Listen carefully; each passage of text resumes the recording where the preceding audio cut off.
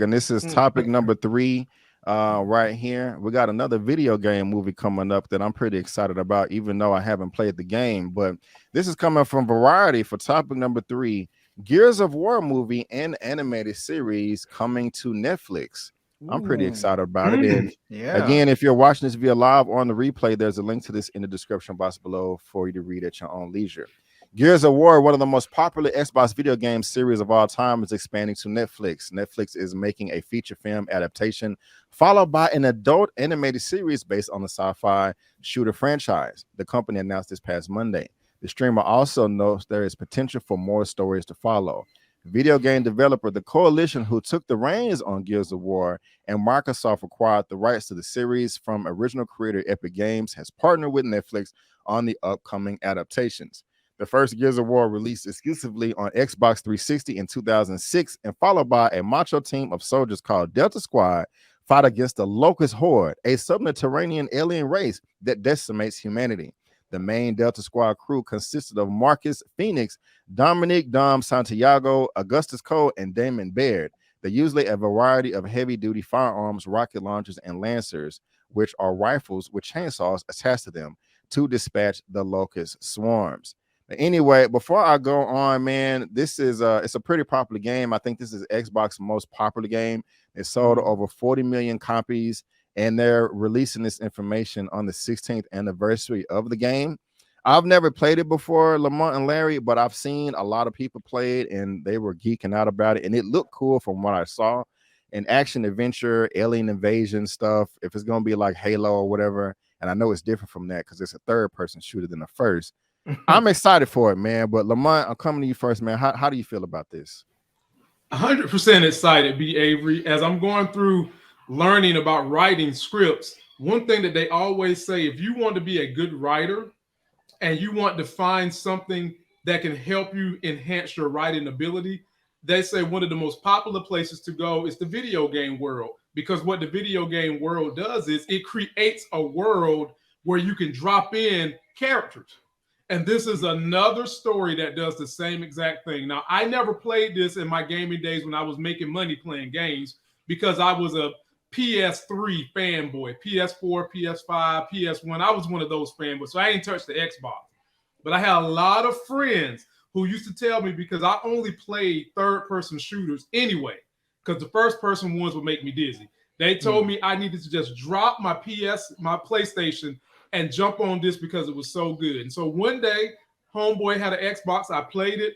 I loved the world. I loved the way they had the game systems going. I loved the way they had the download. So I'm 100% about this, B. Avery. And I think you can never get enough of these. Sounds good. Sounds good.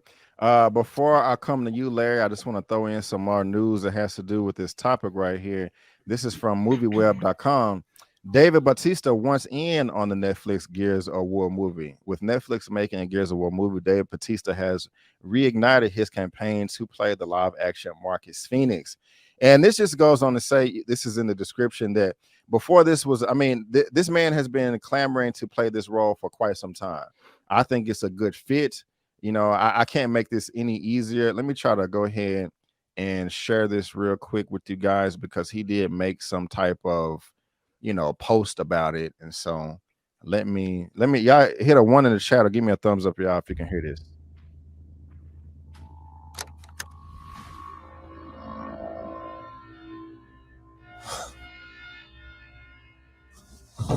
Y'all hear that?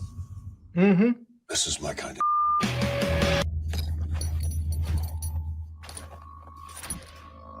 it's about time.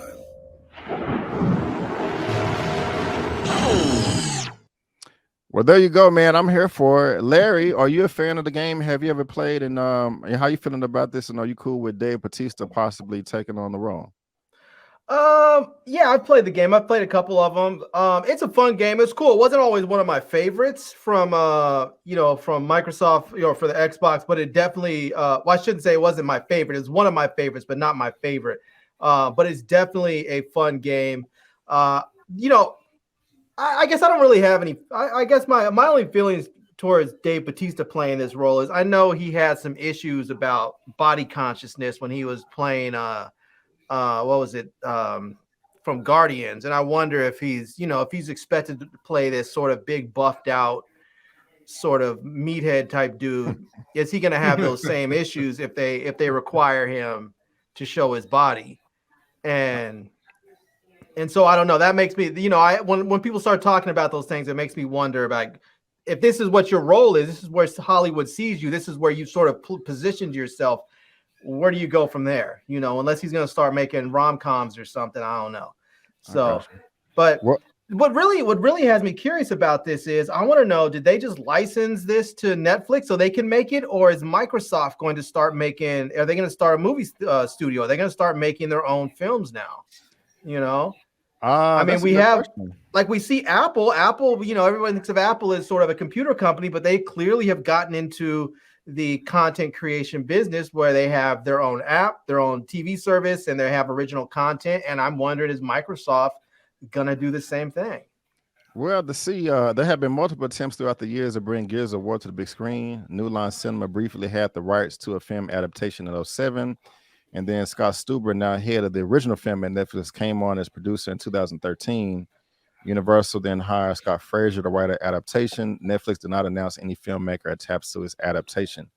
I don't know, Larry, but that's a good question. I guess we'll just have to find out in the coming months. But I really have no problems with him playing the role. As far as an actor, I mean, the role is not going to require him to play, you know, to have some Denzel level of acting skills. Not that he's a terrible actor. He's still not one of the best actors out there, but you know, he's not bad. But I don't think this role would require him to be the best actor. He can still do a really fine job and in this role with his current level, his current skill set. So cool.